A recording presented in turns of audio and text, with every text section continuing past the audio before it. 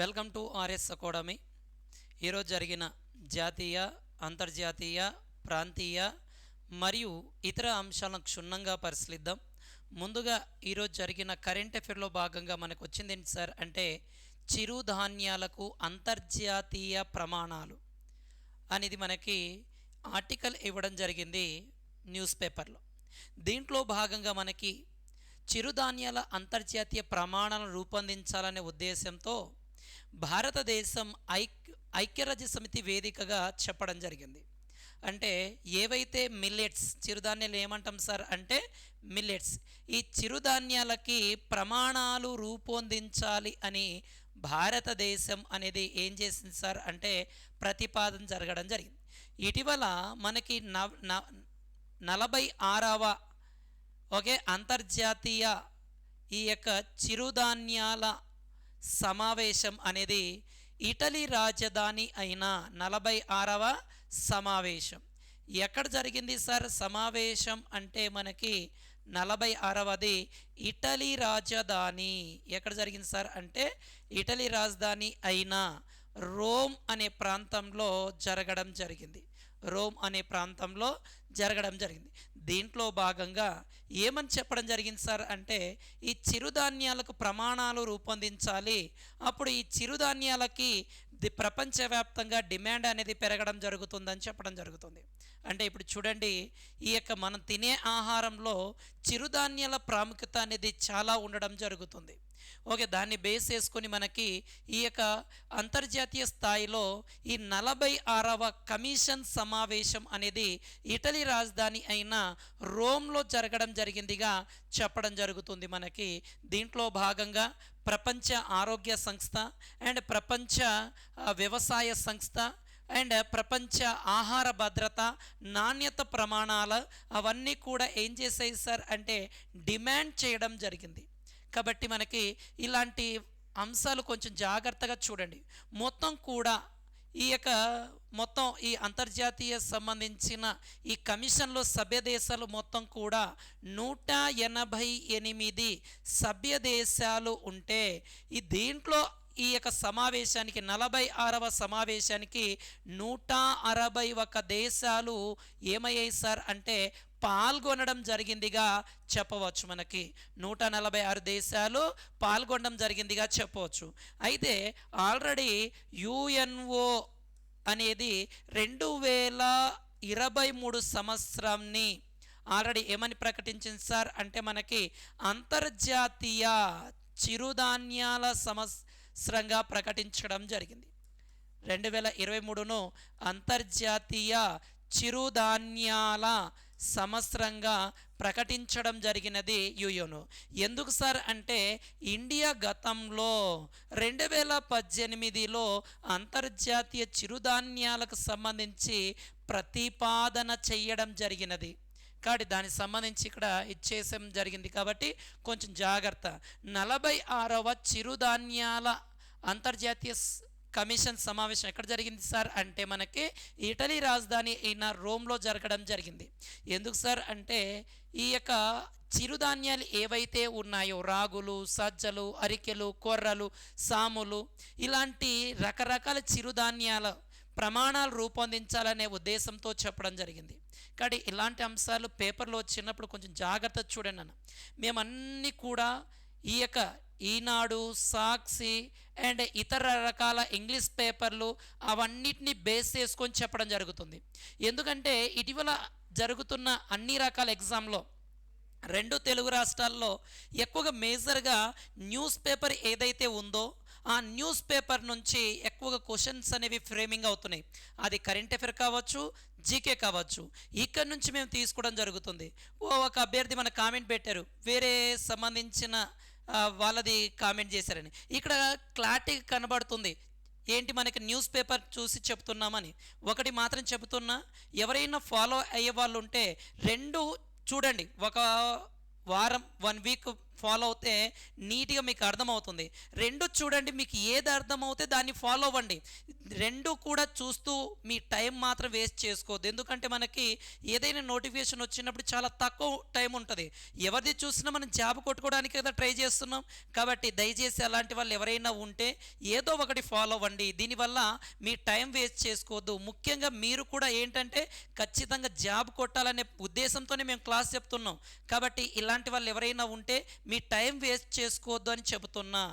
ఎందుకంటే మనకి ఇలాంటి టైం వేస్ట్ అవ్వడం వలన మనల్ని మనం మోసం చేసుకున్నట్టు అవుతుంది. కాబట్టి ఇలాంటి ఖచ్చితంగా ఇద్దరు ఫాలో అవ్వండి. మీకు ఏది బెస్ట్ అనిపిస్తే, ఎవరిది మంచిది అనిపిస్తే వాళ్ళ వీడియోలు చూడండి, నోట్స్ ప్రిపేర్ చేసుకోండి, జాబ్ మంచిగా కొట్టుకోండి. మీపైన ఆధారపడిన వాళ్ళను ఇంకా గొప్ప స్థానాన్ని చేర్చండి. ఓకే, నెక్స్ట్ కరెంట్ అఫైర్ విషయానికి వెళ్ళిపోతే ఏంటి సార్ మనకి అంటే, దేశంలోని తొలిసారిగా బదిరులు అంధుల కోసం దిశ దివ్యాంగ సురక్ష అనే ఒక దానిని తీసుకురావడం జరిగింది. కాబట్టి ఇక్కడ చూడండి అన్న, మనకి ఆపదలో ఉన్న వాళ్ళను ఆదుకునేందుకు దేశంలోనే తొలిసారిగా ఒక కార్యక్రమాన్ని రూపొందించడం జరిగింది. ఓకే, చాలా చాలా ఇంపార్టెంట్ అయినది నాన్న. ఎవరైతే అంధులు ఉంటారో, ఎవరైతే బదిరులు ఉంటారో వాళ్ళను ఆదుకోవడం కోసం ఒక యాప్ని తీసుకురావడం జరిగింది. దాన్నే ఏమంటున్నారు సార్ అంటే దిశ దివ్యాంగ సురక్ష అనే ఒక కార్యక్రమాన్ని తీసుకురావడం జరిగింది. కాబట్టి ఇలాంటివి ప్రత్యేకమైన కార్యక్రమాలు ఏవైనా చేపట్టినప్పుడు ఇలాంటి వాటిపైన ఫోకస్ చేయండి నాన్న. మనకి ఇది దేశంలోనే మొదటిసారిగా తీసుకువచ్చిన కార్యక్రమం అనేది. దీనికి సంబంధించి 2 టోల్ ఫ్రీ నంబర్లు కూడా అందుబాటులో రావడం జరిగిందిగా చెప్పడం జరుగుతుంది. ఎవరైనా బదిరులు అందులో ఎలాంటి ఆపదలు వచ్చినా ఈ నంబర్కి ఫోన్ చేస్తే, కంట్రోల్ రూమ్ ఫోన్ చేయడం వలన కానీ, వాట్సాప్ ద్వారా ఆ మెసేజ్ పంపడం వలన కానీ వాళ్ళకు రక్షించే విధంగా తీసుకువస్తుంది అని ఇక విశాఖ పోలీస్ కమిషనర్ దీన్ని ఏం చేశారు సార్ అంటే వెల్లడించడం జరిగింది. కాబట్టి ఇది ఆంధ్రప్రదేశ్ గవర్నమెంట్ ప్రవేశపెట్టిన ఒక ప్రతిష్టాత్మకమైన కార్యక్రమంగా. అయితే దీనికి 2 నంబర్లు కూడా ఇచ్చారు. ఏంటి సార్ అంటే 737324 అండ్ 66 అనే నంబర్ ఇచ్చారు. ఇంకో టోల్ ఫ్రీ నంబర్ ఏంటి సార్ అంటే 7337 అండ్ 344 అండ్ 22 అనే నంబర్ని టోల్ ఫ్రీ నంబర్ ఇచ్చారు. ఓకే, ఇలాంటి కార్యక్రమాలపైన కాస్త జాగ్రత్తగా ఫోకస్ చేయండి. ఏంటంటే ఎవరైనా అంధులు కానీ బదిరులు కానీ ఆపదలో ఉంటే వాళ్ళు ఆ ఆపద నుంచి తమను తాము కాపాడుకోవడం కోసం ఈ నంబర్లకు ఫోన్ కాల్ కానీ లేదా వాట్సాప్ ద్వారా మెసేజ్ తెలియజేస్తే వాళ్ళను పోలీసులు నిర్ణీత సమయంలో వాళ్ళను కాపాడుకోవడం జరుగుతుందిగా చెప్పవచ్చు నాన్న. ఓకే, నెక్స్ట్ కరెంట్ అఫైర్కి వెళ్ళిపోతే భూగర్భ జలకళ ఏపీలో 2.2% పెరుగుదల. ఓకే, దేశవ్యాప్తంగా భూగర్భ జలాలకు సంబంధించిన సర్వేలను నిర్వహించడం జరిగింది. ఆ నివేదికను కేంద్ర జలశక్తి శాఖ వెల్లడించడం జరిగింది. ఓకే, దేశంలో భూగర్భ జలాల యొక్క నివేదికను భూగర్భ జలాల నివేదిక దీన్ని ఎవరు ప్రకటించారు సార్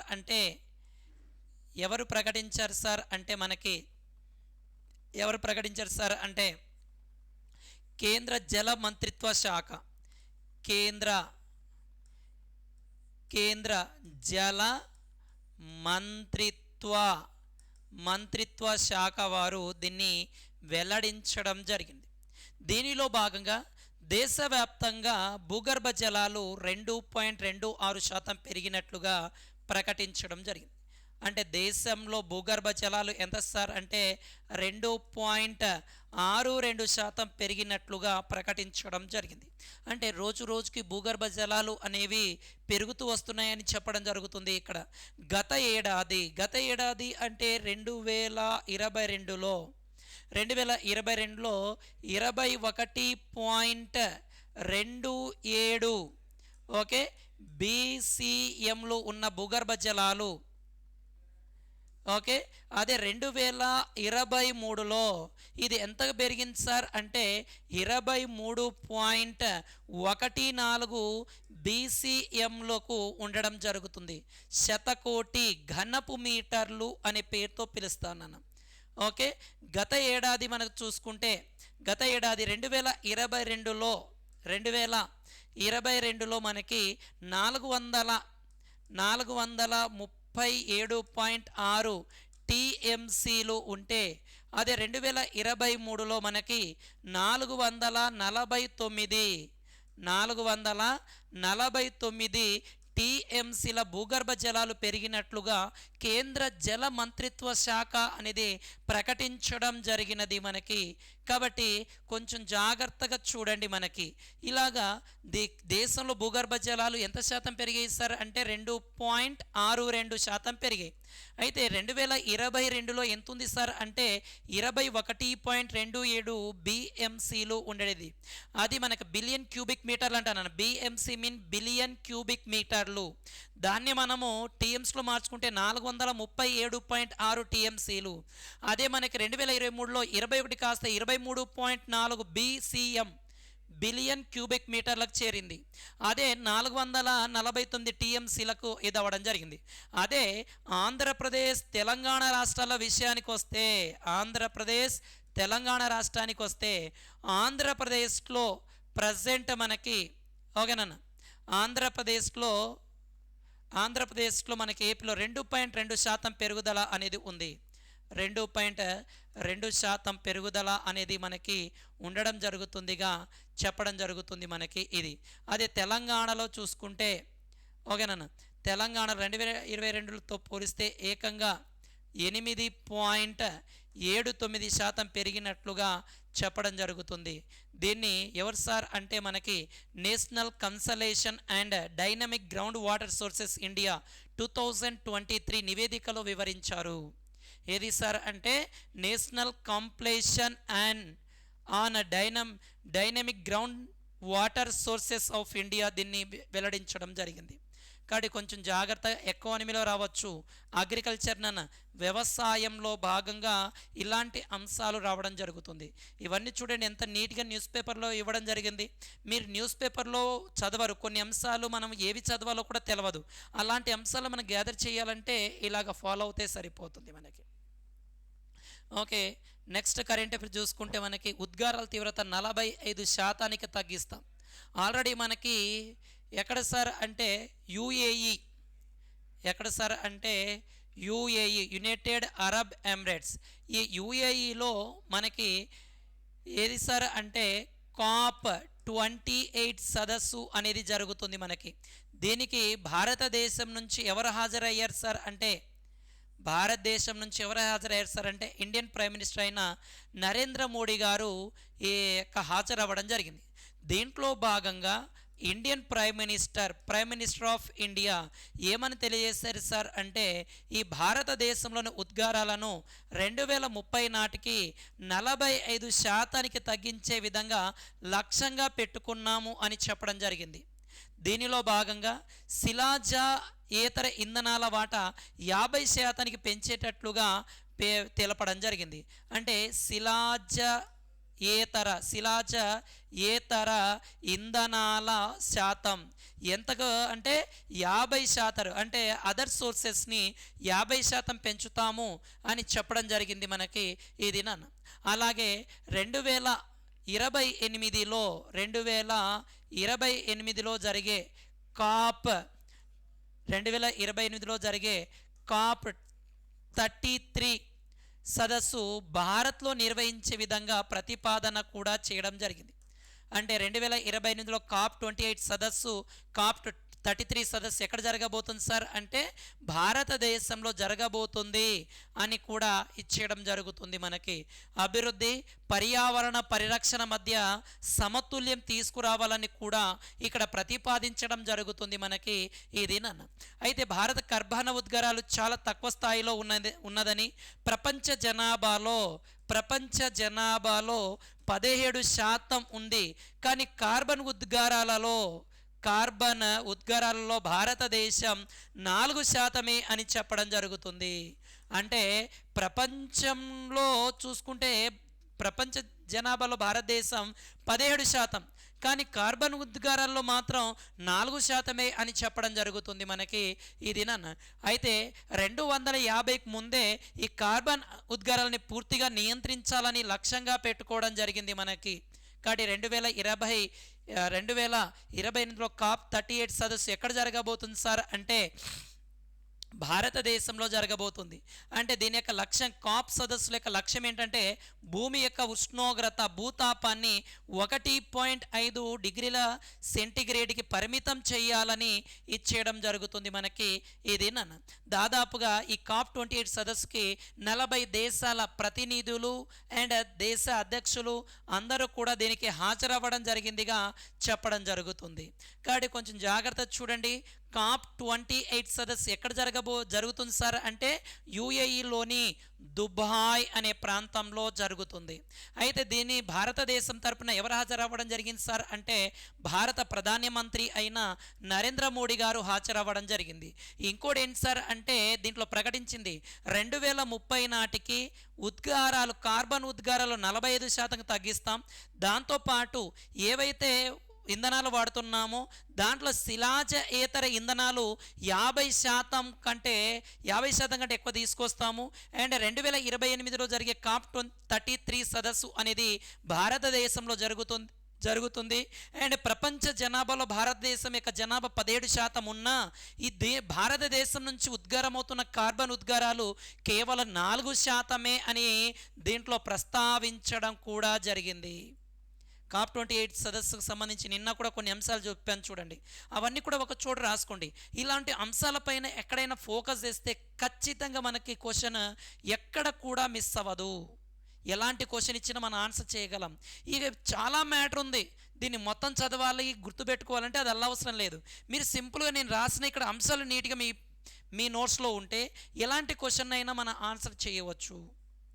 ఓకే, నెక్స్ట్ కరెంట్ అఫైర్కి వెళ్ళిపోదాం. ఓకే, కోస్తాంధ్రపై మిచాంగ్ తుఫాన్ పడగ. కాబట్టి మనకి ఇక్కడ నుంచి వచ్చే డైరెక్ట్ క్వశ్చన్ చెప్తున్నా చూడండి అన్న. ఇక్కడ మనకి ఇటీవల కోస్తాంధ్ర పైన ప్రభావం చూపిన తుఫాన్ పేరు ఏంటి అంటాడు. ఆ తుఫాన్ పేరు ఏంటి సార్ అంటే ఈ యొక్క మిచాంగ్ అనే తుఫాన్. ఇది గుర్తుపెట్టుకోండి, మనకి చాలా చాలా జాగ్రత్త. కాబట్టి మనకి కోస్తాంధ్ర పైన ఏ తుఫాన్ సార్ అంటే మిచాంగ్ అనే తుఫాన్. ఆల్రెడీ కేవలం ఒక వారం కిందటే మనకి ఒక తుఫాన్ దాటి వెళ్ళిపోయింది. ఇది మనకి ఇంకో తుఫాన్. కాబట్టి మీరు ఏది గుర్తుపెట్టుకుంటారు సార్ అంటే 2023లో వచ్చిన మేజర్ తుఫాన్లు ఏవైనా ఉంటే వాటిని గుర్తుపెట్టుకోండి. అండ్ ప్రపంచవ్యాప్తంగా ఏవైనా పెద్ద తుఫాన్ల కారణంగా, సైక్లోన్ల కారణంగా అధిక ప్రాణ నష్టం, అధిక ధన నష్టం జరిగింటే అలాంటి తుఫాన్లను కూడా గుర్తుపెట్టుకోండి. ఓకే, ఈ యొక్క మనకి తుఫాన్లు ఎప్పుడు వస్తాయి సార్ అంటే ఈశాన్య ఋతుపవన కాలంలో ఎక్కువగా ఋతుపవనాల కాలంలో తుఫాన్లు అనేవి ఎక్కువగా సంభవిస్తాయి. అయితే మనకి తుఫాన్ల నెల అని ఈ నవంబర్ నెలను పిలవడం జరుగుతుంది. నవంబర్ నెలను ఏమంటాం సార్ అంటే తుఫానుల నెల అనే పేరుతో పిలవడం జరుగుతుంది. అయితే మనకు ఈ తుఫాను రావడం వలన అత్యధికంగా నష్టపోయే తీరం అంటాడు. మన భారతదేశానికి 2 రకాల తీర ప్రాంతాలు కలవు. ఒకటి ఏంటి సార్ అంటే పశ్చిమ తీర ప్రాంతం, రెండవది తూర్పు తీర ప్రాంతం. అయితే ఎక్కువగా నష్టపోయే తీర ప్రాంతం ఏది సార్ అంటే తూర్పు తీర ప్రాంతం. తూర్పు తీర ప్రాంతం అత్యధికంగా తుఫాన్ల వలన నష్టపోతుంది. అయితే తూర్పు తీరంలో అత్యధికంగా తుఫాను గురయ్యే ఓడరేవు ఏది అనొచ్చు. అత్యధికంగా తుఫానుకు గురయ్యే ఓడరేవు ఏది సార్ అంటే పారాదీప్ ఓడరేవు.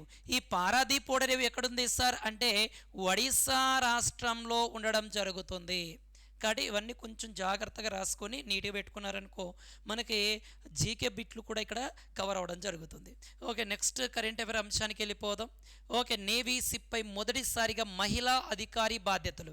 నిన్న చూసాం చూడండి అన్న డిఫెన్స్ సంబంధించిన కరెంట్ అఫైర్ మనము. ఈ యొక్క మొదటి క్యాడెట్ మహిళా క్యాడెట్లు ఎక్కడ సార్ అంటే ఈ పూణేలో ఉన్న నేషనల్ డిఫెన్స్ అకాడమీ. ఈ ఎవరికి సార్ అంటే ఈ యొక్క రాష్ట్రపతి గౌరవ వందనం తెలియజేశారు. మొదటిసారిగా మొత్తం 19 మంది ఉంటే 15 మంది దాంట్లో ఈ యొక్క బృందంలో పాల్గొనడం జరిగింది. మహిళా బృందంలో మొదటి మహిళా బృందం అని. ఇక్కడ కూడా మళ్ళీ మహిళలకు సంబంధించిన సమాచారం రావడం జరిగింది చూడండి. కాబట్టి నేవీ సిప్ పైన మొదటిసారిగా మహిళా అధికారి బాధ్యతలుగా చేపట్టడం జరిగిందిగా ఇచ్చేయడం జరిగింది. అంటే నావిక దళం యుద్ధ నౌక పైన ఏది సార్ అంటే ఒక నావిక దళం ఏదైతే ఉందో దాంట్లో మనకి యుద్ధ నౌకల పైన ఏ దానిపైన సార్ అంటే యుద్ధ నౌక పైన మొదటిసారిగా మహిళా కమాండింగ్ అధికారిని నియమించినట్లు చెప్పడం జరిగింది. మొదటిసారిగా ఎవరు నియమించారు సార్ అంటే మహిళా కమాండింగ్ అధికారులు నియమించినట్లుగా నేవీ చీఫ్ అడ్మిరల్ అయిన ఎవరు సార్ అంటే ఆర్ హరికుమార్ వెల్లడించడం జరిగిందిగా. హిందూ మహాసముద్రంలో చైనా యొక్క ఉనికి రోజు రోజుకు పెరిగిపోతుంది కదా, దానికి అడ్డుకట్ట వేయాలనే ఉద్దేశంతోనే దీన్ని వ్యూహాత్మకంగా ఈ యొక్క భారత ప్రభుత్వం చర్యలు చేపట్టడం జరుగుతుంది. కాబట్టి చూడండి, మహిళలకు సంబంధించిన చాలా రకాల ఇన్ఫర్మేషన్లు మనం చూసాం. ఈరోజు కూడా చూడండి, త్వరలో ఈ భారతదేశంలో 50% మహిళా సీఎంలే ఉంటారు అని కూడా ప్రకటించడం జరిగింది. దాదాపుగా మహిళలకి చట్టసభల్లో 33% రిజర్వేషన్ అమలు చేసే చట్టాలు కూడా ఆమోదించాం. ఈ మహిళల దినోత్సవాన్ని మనము అంతర్జాతీయ మహిళల దినోత్సవాన్ని మార్చి 8వ తారీఖుని ఇంటర్నేషనల్ ఉమెన్స్ డేగా కూడా సెలబ్రేట్ చేస్తాం. జనవరి 24ని నేషనల్ గర్ల్స్ డేగా సెలబ్రేట్ చేస్తాం. ఫిబ్రవరిలో కూడా మనము నేషనల్ ఉమెన్స్ డేగా సెలబ్రేట్ చేస్తాం. అండ్ దాని తర్వాత జనవరి మంత్లోనే నేషనల్ ఉమెన్ టీచర్స్ డేగా కూడా సెలబ్రేట్ చేస్తాం. ఇవన్నీ కూడా ఉమెన్స్ సంబంధించిన ఏవైనా ఇన్ఫర్మేషన్ వచ్చినప్పుడు నీట్గా ఒక చోట రాసుకుంటే క్వశ్చన్లు వచ్చినా మనం ఆన్సర్ చేయొచ్చు. నెక్స్ట్ అంశానికి వెళ్ళిపోతే, ఓకే, అలాంటి బిల్లులను పరిశీలనలోకి తీసుకోవద్దు, మనకు అవసరం లేదని అనేది. నెక్స్ట్, భూమి వేడెక్కిస్తున్న పాపం పెద్ద దేశాలదే అని ఒక ఆర్టికల్ రావడం జరిగింది. కాబట్టి దీంట్లో నేను నిన్నటి రోజున మనకి ఈ యొక్క COP28 సదస్సులో ఒక ఆర్టికల్ ఇచ్చాడు చూడండి. ఏదైతే పేద దేశాలు ఉంటాయో ఆ పేద దేశాలకి నష్టపరిహారం అనేది చెల్లించాలి. అంటే రోజు రోజుకి ఈ యొక్క వాతావరణ ముప్పులో భాగంగా ఆ పేద దేశాలకి నష్టపరిహారం చెల్లించాలని నిన్న ఆర్టికల్ ఇవ్వడం జరిగింది. కాబట్టి 2030 నాటికి భూమి యొక్క ఉష్ణోగ్రత ఎంతకు సార్ అంటే 2013కి మొత్తం ప్రపంచ ఉష్ణోగ్రత 1.5 డిగ్రీలకి పరిమితం చేయాలని లక్ష్యంగా పెట్టుకున్నారు కాప్ సదస్సులో భాగంగా. అయితే ఈ యొక్క కార్బన్ ఉద్గారాలు ఎక్కువ ఉత్పత్తి చేస్తున్నవి పెద్ద దేశాలే అని ఇక్కడ ఆర్టికల్ ఇవ్వడం జరిగింది. గ్లోబల్ వార్మింగ్లో భాగంగా అత్యధికంగా ఏది సార్ అంటే యూరోపియన్ యూనియన్ 90% ఉద్గారం చేస్తున్నాయి. దాని తర్వాత USA 71% ఉంది. దాని తర్వాత జపాన్ 69% ఉంది. దక్షిణ Korea 65, Canada 57, Russia 52 and Iran 51, Australia 50, Saudi Arabia 49, Mexico 47, China 42%, దక్షిణాఫ్రికా 34, తుర్కేయా 32, ఇండోనేషియా 26, బ్రెజిల్ 25, వియత్నాం 20%, భారత్ 2% అని ఇక్కడ మనకి ఇవ్వడం జరిగింది. కాబట్టి కొంచెం జాగ్రత్తగా చూడండి. ఇలాంటివి ఏవైనా వచ్చినప్పుడు కొంచెం జాగ్రత్తగా రాసుకోండి. దీని యొక్క మొత్తం ఆర్టికల్ ఏంటంటే ప్రపంచవ్యాప్తంగా కార్బన్ ఉద్గారాలు చేస్తున్నవన్నీ కూడా పెద్ద దేశాలే. ఈ పెద్ద దేశాలు అందరూ కూడా కలిసి చిన్న దేశాలకు నష్టపరిహారం అనేది చెల్లించాలి అని నిన్న ఆమోదించారు COP28 సదస్సులో భాగంగానే మనం తెలుసుకున్నాం. ఓకే, నెక్స్ట్ కరెంట్ అఫైర్ విషయానికి వెళ్ళిపోతే ఏంటి సార్ అంటే రైల్వే భద్రత పెంచడానికి మరియు పెరుగుతున్న ప్రమాదాలను అరికట్టాలనే ఉద్దేశంతో రైల్వే మంత్రిత్వ శాఖ ఏది మనకి రైల్వే మంత్రిత్వ శాఖ 4G 5G టెక్నాలజీ ఆధారిత ఒక అప్గ్రేడ్ చేయడం జరుగుతుంది మనకి. ఓకే, ఏంటి సార్ అంటే ఈ 4G 5G టెక్నాలజీ అయిన కవచ్ ఇటీవల చూడండి తరచుగా రైల్వే ప్రమాదాలు ఎక్కువగా జరుగుతున్నాయి. దాంట్లో భాగంగా మనకు భారతదేశ రైల్వే టెక్నాలజీలో ఉన్నది ఏంటి సార్ అంటే ముందుగా ఏదైనా ఆ ప్రమాదాన్ని గుర్తించే విధంగా కవచ్ అనే దాన్ని ఇచ్చేశారు. దీన్ని అప్గ్రేడ్ చేయాలనే ఉద్దేశంతో ఈ రైల్వే మంత్రిత్వ శాఖ ఆదేశాలు జారీ చేయడం జరిగింది. ఓకే, మనకి దీన్ని యాంటీ కొలిన్ సిస్టమ్ కవచ్ అంటారు. ఓకేనన్నా, anti collision okay system Kavach అనే పేరుతో పిలుస్తారు, సింపుల్గా కవచ్. దీన్ని దేశవ్యాప్తంగా అభివృద్ధి పరచాలనే ఉద్దేశంతో ఇచ్చేయడం జరుగుతుంది. దాదాపుగా 1465 రూట్ కిలోమీటర్ల కంటే ఎక్కువ విస్తరించబడింది. అదనంగా 3000 ఆర్కేఎంలను కోసం పనులు కూడా జరుగుతున్నట్లుగా ప్రకటించడం జరిగింది. అంటే ప్రజెంట్ రైల్వే విధానంలో ఉన్నది మనకు అప్గ్రేడ్ చేయాలి. ఏది సార్ అంటే ఈ కవచ్ అనేది ఉంది. దీనికి సంబంధించి ఈ రైల్వే మంత్రిత్వ శాఖ అంటే ప్రజెంట్ రైల్వే మంత్రి ఎవరు సార్ అంటే ఈ అశ్విని వైష్ణవ్ గారు. ఇతను ఇంకా కొన్ని రకాల కంపెనీలతో ఒక ఒప్పందం చేసుకోవడం జరిగింది. కాబట్టి ఇలాంటి అంశాలు ఏవైనా ఉంటే కొంచెం జాగ్రత్తగా నీట్గా రాసుకున్నాను. ఓకే, నెక్స్ట్ కరెంట్ అఫైర్ మనకి ఓకేనన్న నితిన్ గడ్కరీ రోడ్డు రవాణా మంత్రిత్వ శాఖ. ఓకే, దీంట్లో భాగంగా కొచ్చిన్లో ఒక క్లాసికల్ ఇంపీరియల్ అయిన ఒక లగ్జరీ క్రూయిజ్ని వర్చువల్గా ప్రారంభించడం జరిగింది. ఏది సార్ అంటే క్లాసిక్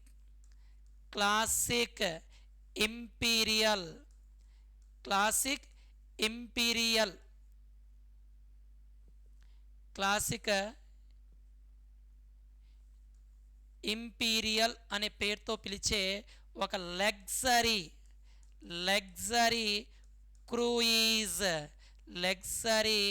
క్రూయిజ్ నన్ను దీన్ని వర్చువల్గా మా కేంద్ర మంత్రి అయిన నితిన్ గడ్కరీ గారు ప్రారంభించడం జరిగినది. మనకి టూరిజాన్ని ప్రోత్సహించాలనే ఉద్దేశంతో, టూరిజాన్ని డెవలప్ చేయాలనే ఉద్దేశంతో ఈ నితిన్ గడ్కరీ గారు దీన్ని ప్రారంభించడం జరిగింది. దీన్ని క్లాసిక్ ఇంపీరియల్ క్రూయిజ్ అనే పేరుతో పిలవడం జరుగుతుంది. మనకి ఈ క్రూయిజ్ అంటే మనకి ఏదైతే ఇది ఉంటుందో ఏది సార్ అంటే నీటి లోపల ఒక లగ్జరీ ఒక ఓడ లాంటిది. దీంట్లో అన్ని రకాల ఫెసిలిటీస్ అనేవి ఉంటాయి మనకి. అంటే 2-3 అంతస్తులుగా ఉండి దాంట్లో మనకి ఈ hotels and cinema halls and shopping complex ఇలాంటి రకరకాల దీంట్లో పొందుపరిచి ఉంటారు. ఆల్రెడీ మనం గతంలో చూసాం కదా, ప్రపంచంలోనే అతిపెద్ద నది ఆధారిత క్రూయిజ్ని దాన్ని మనం ఏమన్నాం సార్ అంటే ఎంవి గంగా విలాస్ అనే పేరుతో కూడా చెప్పాం.